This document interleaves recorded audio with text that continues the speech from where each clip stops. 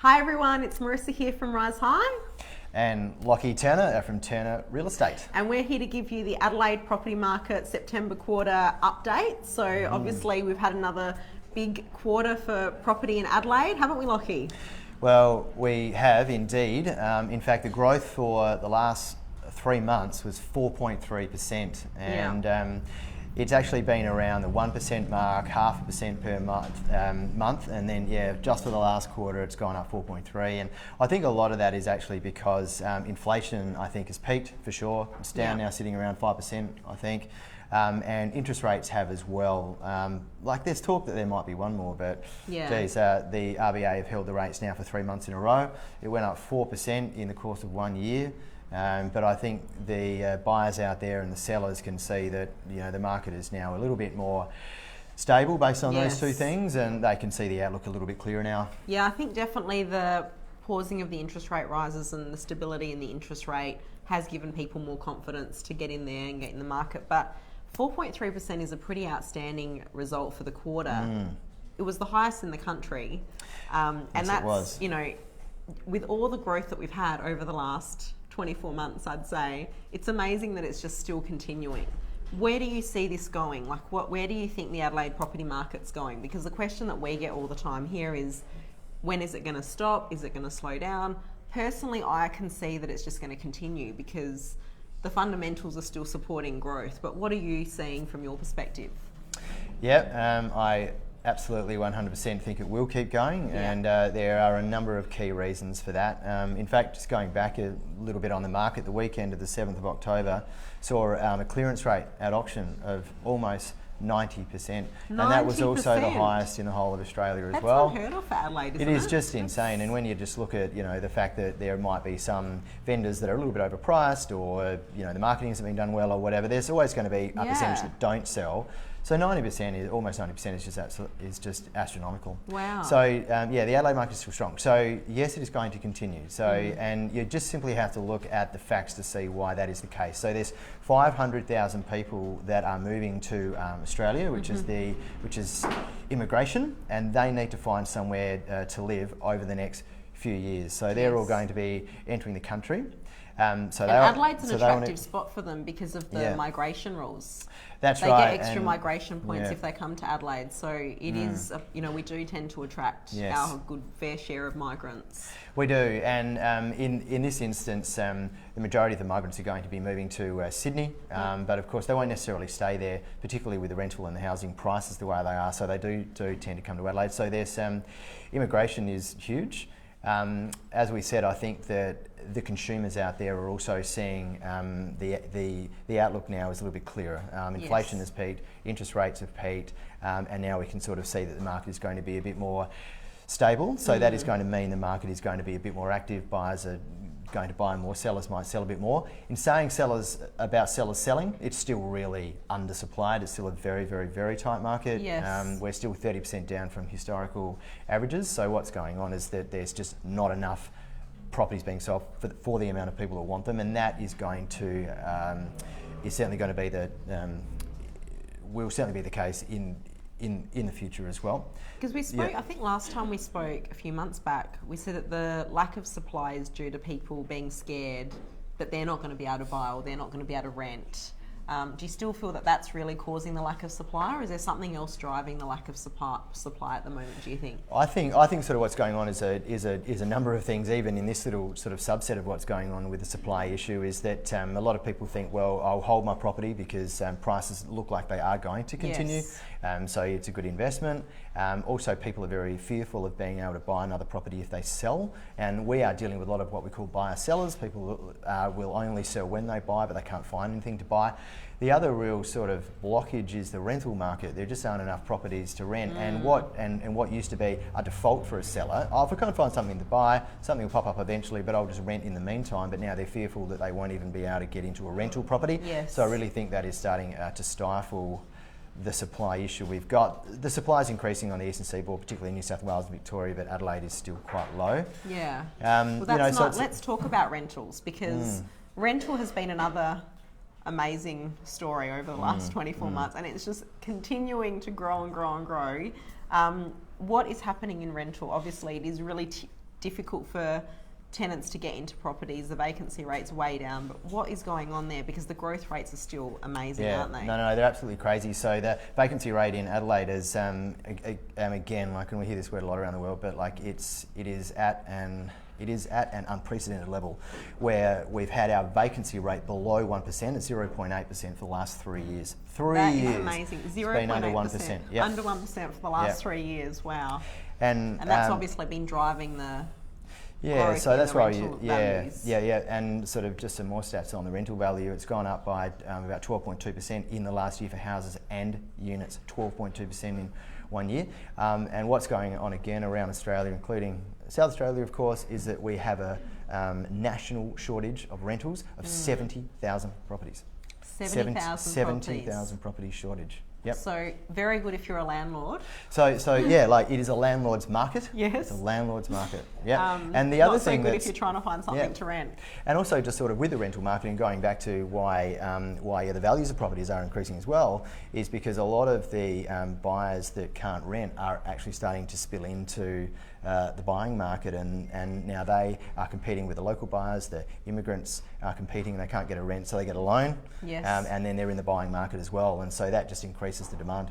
Yeah, amazing. So where do you think that's going to continue to go moving forward? Like, I mean, I think we had another 7.2% growth in the last quarter in the rental values.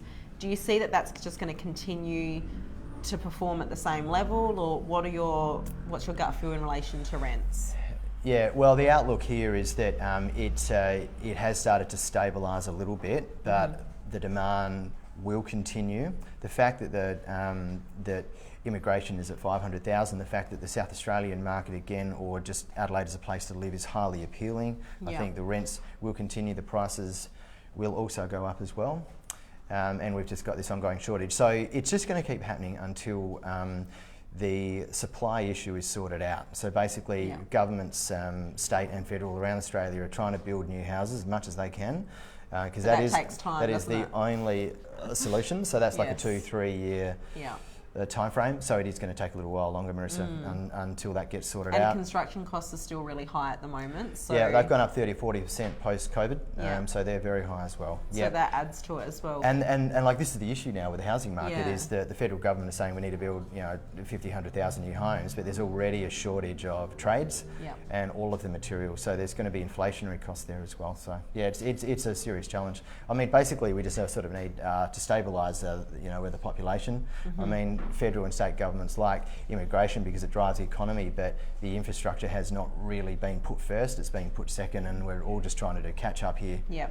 So, I mean, a lot of our clients, like here, and a lot of people in our community are interested in buying a property. So that might be a home to live in or an investment property. As a real estate agent, and from what you can see, what advice could you give potential buyers out there at the moment as to how to put their best foot forward and what they should do to secure the properties? Because even though I feel like it's become a little bit easier than what it was at the peak of the hype, but it's still really hard for people to buy at the moment, it seems. So what advice do you have for them? Okay, you've got to be, you have to do several things, and I know you do home loans, right? Yes. So perfect. Number one is to have a meeting with the Rise High team and sort out your finances. You've got to, like, when you buy something in a market for anything, and there's lots of people that want it, you have to be really, really decisive, and you can't hesitate, and you need to know exactly where you stand financially. So number one is to work that out, what your limit is, what your capacity is. If you buy as a subject to, can you potentially take a risk of buying without, like a subject to finance clause in a contract, those sort of things will help. So register yourself on all the major portals, realestate.com.au and the Domain portal mainly. But agencies like ours, we're quite big. We sell about 400 houses a year in the South Australian market, and we've got 18,000 buyers that are registered with us. So, for example, what we do and other agencies that are a bit bigger and organised is that they have the same system. So register with individual agencies like Turner as a buyer and a renter, and then we will always inform you buyers first of properties we list. They always get launched to Turner Real Estate first, and then the major portals second. So we're selling 15% now of properties off our exclusive Turner Real Estate website. Before they even hit And we're leasing or renting 25%. Wow. because we've just got this massive pool, and Yeah. every model agency now, every modern agency now has access to CRMs and databases that allows you to do these things. So, you know, the major portals are not the be-all and end-all. Get in with the agencies that do what Turner does as another step. Yeah, I think that's great advice. And what we're seeing is that a lot of agents are using the tactic at the moment when selling best offers buy, or, you know, and that sort of approach. And we find our buyers feel really stressed about this because they're like, well, we have no price guide, we don't know what to offer. You know, are we going to be too low? Are we going to be too high? What advice do you have for a buyer that's looking at a property? I mean, auction can have its own stressful parts, but at least with auction you can kind of see what the other bidders are doing, and there's a bit of transparency around that. Whereas when it's the best offers buy scenario, like a private treaty, what advice do you have for buyers when they're looking at that type of property? Easy done. So just to go back to auction for a second, yes, the great thing about auction is that, and I always say this to buyers, because we're very heavily affected by legislation in South Australia around pricing, so sales agents have to be very careful.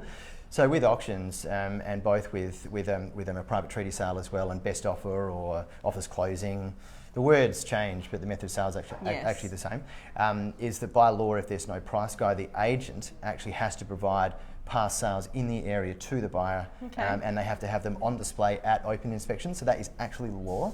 And if you send an email saying, hey Lachie, it's Bill here, I love your property, do you have a price guide?